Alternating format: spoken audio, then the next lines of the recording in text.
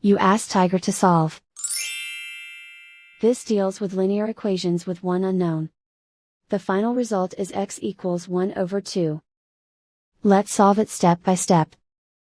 Simplify the expression. Expand the parentheses. Multiply the coefficients.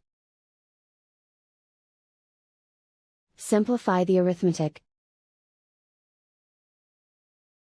Group all constants on the right side of the equation. Subtract 15 from both sides. Simplify the arithmetic.